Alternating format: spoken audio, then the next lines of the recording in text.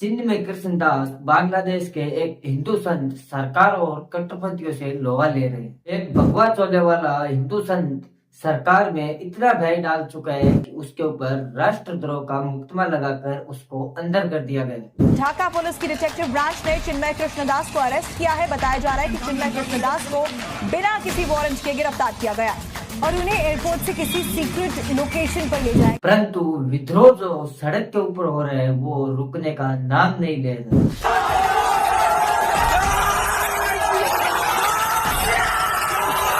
आखिर ऐसा क्या कर डाला है चिन्मय कृष्णदास ने जो वहाँ के कट्टरपंथी है वो बौखला चुके हैं।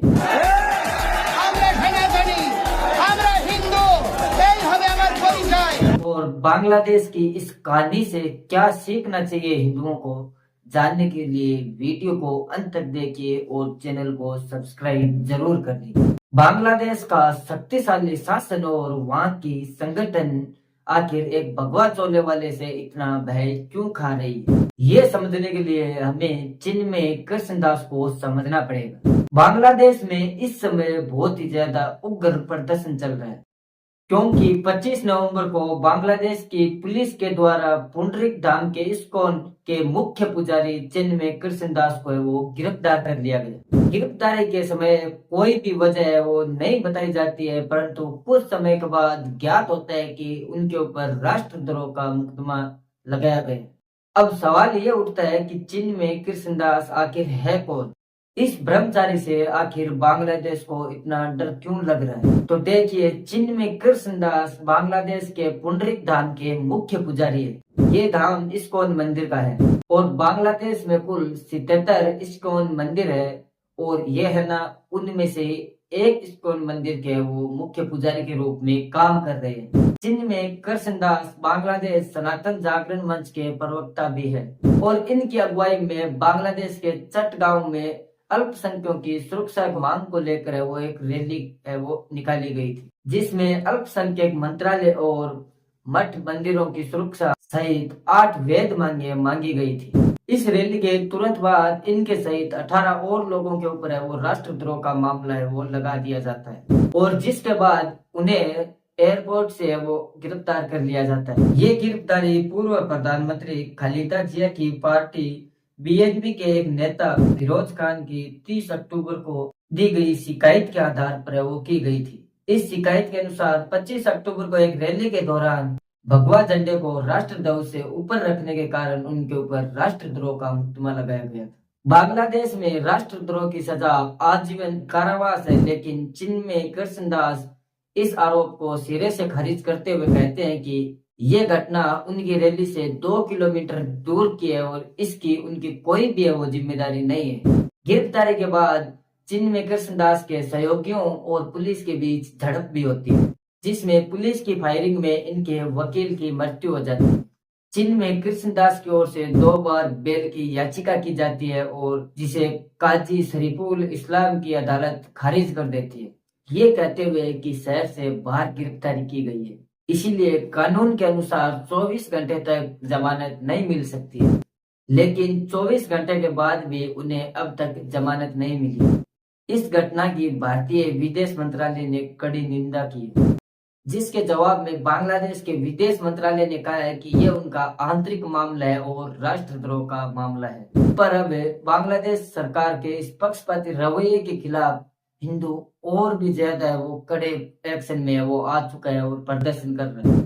बांग्लादेश जहां 91% मुसलमान और सिर्फ 9% हिंदू है, इन दोनों समुदायों के बीच कड़ी झड़प हो रही है, जिससे वहां गृह युद्ध जैसी स्थिति है वो बन चुकी है। गिरफ्तारी के तुरंत बाद ढाका, चटगांव तथा देश के अन्य क्षेत्रों में हिंदुओं द्वारा विरोध प्रदर्शन शुरू कर दिया गया और देखते ही देखते लाखों हिंदू सड़क के ऊपर आ चुके हैं। उन्होंने ढाका में गिरफ्तारी के विरोध सड़कें जाम की, लेकिन अचानक अज्ञात लोगों के द्वारा उनके ऊपर हमला कर दिया जाता है, जिससे ये प्रदर्शन हिंसक रूप धारण कर लेता है। पुलिस प्रशासन के द्वारा बल का प्रयोग भी अल्पसंख्यकों के ऊपर ये वो किया जाता है और कई लोग घायल हो जाते हैं। चटगांव में गिरफ्तारी के विरोध में हिंदुओं द्वारा कोर्ट परिसर का घेराव किया जाता है, जिसमें पुलिस द्वारा बल प्रयोग किए जाने पर कोर्ट परिसर में हिंसा भड़क जाती है। पुलिस द्वारा साधुओं पर ध्वनि ग्रेनेड फेंके जाते हैं तथा लाठीचार्ज किया जाता है।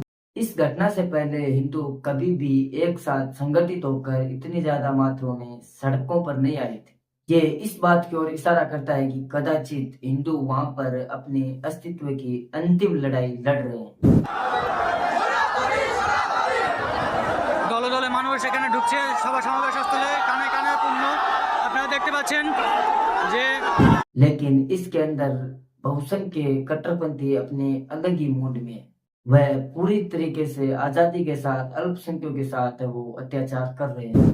घर कारोबार को लूटना, धार्मिक स्थलों मंदिरों को अपवित्र करके उन्हें नष्ट करना, यह सब बांग्लादेश के जिहाद के द्वारा आम घटना हो चुकी है। ऐसा इसीलिए है क्योंकि इसे सरकार तथा पुलिस द्वारा संरक्षण प्राप्त है। एक चीन में कृष्णदास के ऊपर इतना बवाल हो गया, परंतु आखिरकार चीन में कृष्णदास हिंदुओं के लिए ऐसा क्या कर रहे थे जिससे इतना बवाल हो गया। एक हिंदू संत पूरे बांग्लादेश की सरकार और कट्टरपंथियों से लोहा ले रहा है, परंतु कैसे, इसे समझने के लिए बांग्लादेश में अगस्त से क्या हो रहा है उसे समझना होगा। देखिए, बांग्लादेश में जो हिंदुओं के साथ हो रहा है ना, वो वाकई बहुत ज्यादा भयानक है, रोंगटे खड़े कर देने वाला है। बांग्लादेश के हिंदुओं को शेख हसीना सरकार का समर्थक माना जाता है और जब वह अपनी जान बचाकर देश छोड़कर भागी थी तब अल्पसंख्यकों को खूंखार कट्टरपंथियों के रहमो कर्मों पर छोड़ दिया गया था। शेख हसीना अगस्त में भारत तो आ गई थी, लेकिन उनके देश छोड़ने के बाद बांग्लादेश में अराजकता फैल गई और इस उथल पुथल में बांग्लादेश के हिंदू परिवारों के लिए वो स्थिति बहुत ही ज्यादा भयानक हो गई। हिंदू मंदिरों पर हमले हुए, घरों को तोड़ा गया और सैकड़ों लोग बेघर हो गए। Bangladesh Hindu Buddhist Christian counselling के अनुसार इन घटनाओं में 200 से 300 हिंदुओं के घरों को जला दिया गया था। मंदिरों को तोड़ा जाना सामान्य बात बन चुकी थी और हिंदुओं की दुकानों को लूटा और बर्बाद किया जा रहा था। परंतु जहाँ एक तरफ ये अत्याचार हो रहे थे, वहीं दूसरी तरफ एक नया प्रतिरोध खड़ा हो रहा था।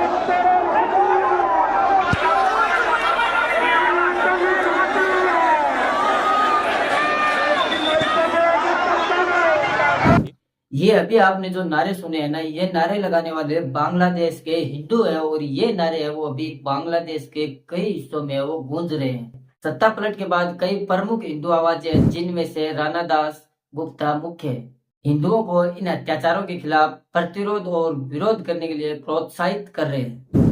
उन्होंने ये खुले तौर पर घोषणा की है कि वह अपने खिलाफ होने वाले अत्याचारों को स्वीकार नहीं करेंगे। कई हिंदू नेताओं ने समय की मांग को समझा और ये संदेश दिया है कि अगर हम अभी भी है वो अपने खिलाफ हो रहे इन अत्याचारों के विरुद्ध आवाज नहीं उठाएंगे तो हम कुचल दिए जाएंगे। हिंदू समाज सड़कों पर उतरा और यूनिस मोहम्मद की देखरेख वाली सरकार पर अल्पसंख्यकों की हितों की रक्षा करने के लिए दबाव बनाने लगा और सरकार द्वारा ऐसा वादा भी कर दिया गया। परंतु सरकार का सिर्फ चेहरा बदला है, अराजक तत्व ने 28 अगस्त 2024 को यूनिस मोहम्मद ने आपराधिक प्रवृत्ति वाले जमात इस्लामी को सरकार में भाग लेने की मंजूरी दे दी।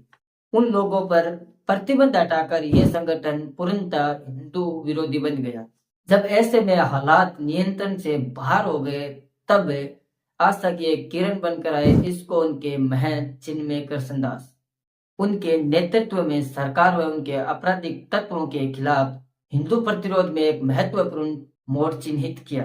हिंदू पहले से कई अधिक ज्यादा मात्रा में बांग्लादेश सनातन जागरण मंच के छत्र के नीचे वो एक भारी संख्या में इकट्ठा हुए अपने मूल्यों की रक्षा करने के लिए और एक मजबूत भूत विरोध का प्रदर्शन हुआ, जिसमें चिन्मय कृष्णदास जी ने कड़ी चेतावनी दी, अगर तुम हमारे अस्तित्व को मिटाने की कोशिश करोगे तो तुम ही वो अस्थिर हो जाओगे। इससे बांग्लादेश में हलचल मच गई। कई इस्लामिक नेताओं ने इसे अपनी सत्ता या फिर शायद बांग्लादेश पर राज करने की उनके बुरी मंशा और योजना के लिए एक खतरे के रूप में देखा। तो बिना किसी ठोस कारण के 30 अक्टूबर को महंत चिन्मय कृष्णदास जी के खिलाफ एक राजद्रोह का मामला दर्ज कर दिया जाता है, जिसमें उनके ऊपर बांग्लादेश के ध्वज को कथित तौर पर अवमानना करने का आरोप लगाया जाता है। परंतु विरोध प्रदर्शन थमे नहीं बल्कि चलते रहे और जब कोई विकल्प सामने नहीं बचा तो बांग्लादेश की सरकार ने महंत चिन्मय कृष्णदास जी के गिरफ्तारी के आदेश जारी कर दिए। ऐसा कहा जा रहा है कि बांग्लादेश की सरकार इस हिंदू संत से वो बहुत ही ज्यादा भयभीत है, ऐसी रिपोर्ट छप रही है, क्योंकि ये संत लोगों को सड़कों पर लाने के लिए वो सफल हो रहे हैं।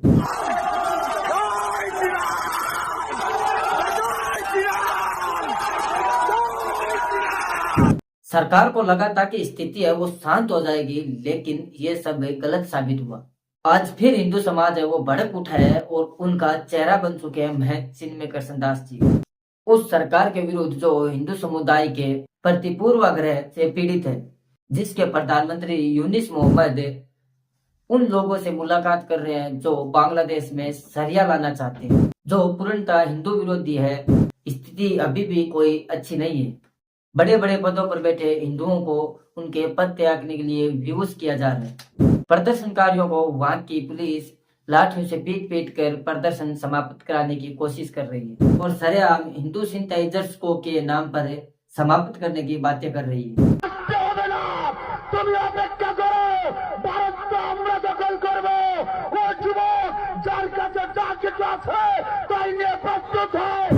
चिन्मय कृष्ण दास इस प्रदर्शन के फेस अवश्य है, सरकार उनसे डर अवश्य रही है, परंतु वह अल्पसंख्यक है। देखिए, बांग्लादेश में आज एक प्रकार से नस्लीय सफाई का काम हो रहा है और इसके लिए इस्कॉन के ऊपर प्रतिबंध लगाने की भी मांग उठ रही है।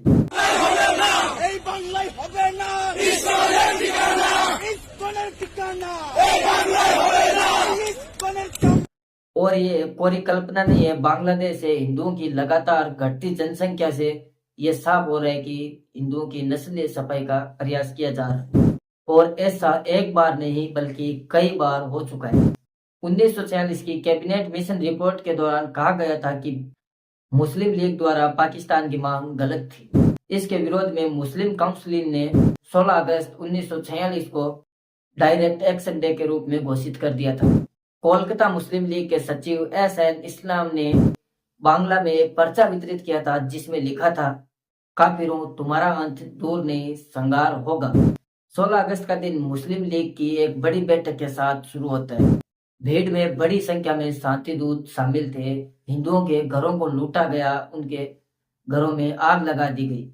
इसमें लगभग 10,000 लोग समाप्त हो गए और इसके कुछ ही महीनों बाद अक्टूबर-नवंबर 1946 में नोआखाली जिले में शांति दूतों द्वारा हिंदू समापन का कार्य को अंजाम दिया गया। आजादी मिलने के बाद 1949 में दुर्गा पूजा न मनाने के पोस्टर ढाका में लगा दिए गए थे और दशहरे के दिन 750 हिंदू परिवारों के घरों को जला दिया जाता है और अगस्त 1949 से जनवरी 1950 तक संघार का एक दौर चलता है। भारत में शरणार्थियों की स्थिति पैदा हो जाती है। 1950 तक इन घटनाओं में 5 लाख से ज्यादा हिंदुओं की सांसें रोक दी जाती है और 35 लाख शरणार्थी ईस्ट पाकिस्तान से भारत में घुस चुके थे। फिर इसके बाद 1971 में ऐसा ही संघार फिर शुरू होता है। पाकिस्तानी सेना के फैलाए गए आतंक के परिणाम स्वरूप लगभग 10 मिलियन बांग्लादेशी शरणार्थी भारत में घुस चुके थे। इन 10 मिलियन शरणार्थियों में से भारत आए 8 मिलियन हिंदू थे। अब इन दोनों घटनाओं के बाद आप जनसंख्या का डाटा देखिए। 1947 में बांग्लादेश में हिंदुओं की जो जनसंख्या थी वो लगभग 22% थी और 1971 के बाद मात्र 13% पर रह गई थी। अभी हाल में तो हालात और भी बदतर है। 2022 के सेंस के अनुसार अभी केवल 8% हिंदू है वो बांग्लादेश में बचे हैं और शायद आगे गायब हो जाएंगे। ऐसा दावा कोई मैं नहीं कर रहा हूँ, वहाँ के प्रोफेसर कह रहे हैं।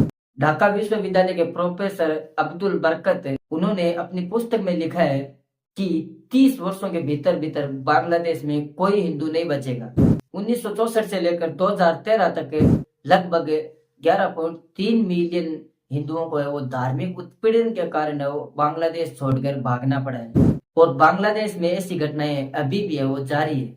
BGHM की रिपोर्ट के अनुसार केवल अकेले 2017 में हिंदू समुदाय के कम से कम 107 परिवारों को समाप्त कर दिया गया है और 31 को जबरन गायब कर दिया गया था। 782 हिंदुओं को जबरन देश छोड़ने के लिए मजबूर किया गया था और ये डाटा बहुत ही कंजर्वेटिव है। 2019 के बांग्लादेश के चुनाव में अकेले ठाकुर गांव में 8 हिंदू परिवारों के घरों में आग लगा दी गई थी। शेख हसीना के तख्ता पलट के बाद है ना, ये संख्या है वो बहुत ज्यादा बढ़ रही है। शेख हसीना के देश छोड़कर भागने के बाद से अभी तक हिंदू समुदाय के 48 जिलों में से 278 स्थानों पर हिंसा है वो हो चुकी है। निराशा के इन्हीं काले बादलों के बीच अभी एक ऐसी बिजली कड़की है जो आसमान में सफेद लकीर के जैसी दिख रही है। लकीर का नाम है चिन्मय कृष्णदास जी। इन महानुभावों ने हिंदुओं को एकत्रित होने का आह्वान किया है। कदाचित ये डूबते को तिनके का सहारा है, लेकिन बांग्लादेश की सरकार को इनसे इतना खौफ क्यों है कि इन्हें जेल में डाल दिया गया। बांग्लादेश में लगभग 77 से अधिक इस्कॉन मंदिर है और 50,000 से अधिक लोग हैं वो इनसे जुड़े हुए हैं। चिन्मय कृष्णदास जी बांग्लादेश के इस्कॉन टेम्पल के अध्यक्ष हैं और बांग्लादेश सनातन जागरण मंच के प्रवक्ता भी है। चिन्मय कृष्णदास जी की अगुवाई में चटगांव में रैली में हिंदुओं की सुरक्षा की आवाज उठाई गई थी और उनके नेतृत्व में ही है वो हिंदू जोड़ रहा है।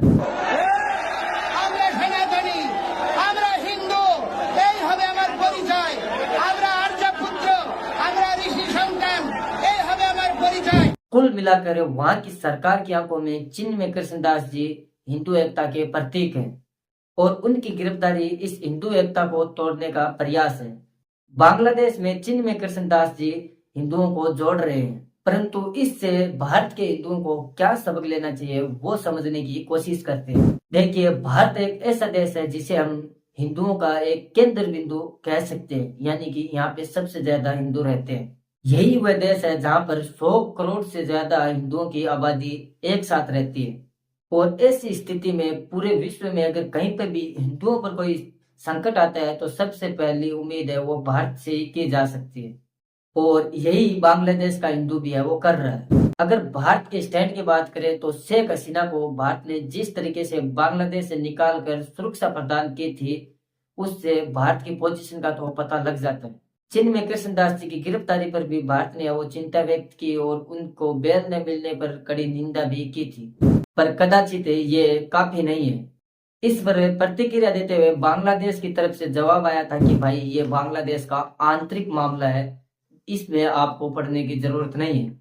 और यह भी बोला गया था कि अगर इसमें आप पढ़ेंगे तो भारत और बांग्लादेश के जो संबंध है उसमें प्रॉब्लम आ सकती है। अगर वैश्विक स्तर पर बात की जाए तो अमेरिका की पिछली सरकार को जो बांग्लादेश में हो रहा है या जो कुछ चल रहा था उसके लिए वो उत्तरदायी माना जाता है, परंतु अब जो सरकार बनी है यानी कि डोनाल्ड ट्रंप की, उसका एक चेहरा है तुलसी गैबर्ट जो खुद एक हिंदू है और बांग्लादेशी हिंदुओं पर यह विचार रखती है। It broke my heart to see such hate and violence being directed towards devotees of God in their temples in Bangladesh. अभी तक केवल डोनाल्ड ट्रंप ही यूएसए के बड़े लीडर्स थे जो बांग्लादेश हिंदुओं की ऊपर वो चिंता व्यक्त कर रहे थे। अमेरिका में राजनीति बदलती है तो दुनिया की राजनीति बदलती है, कदाचित बांग्लादेश की स्थिति भी अब बदले।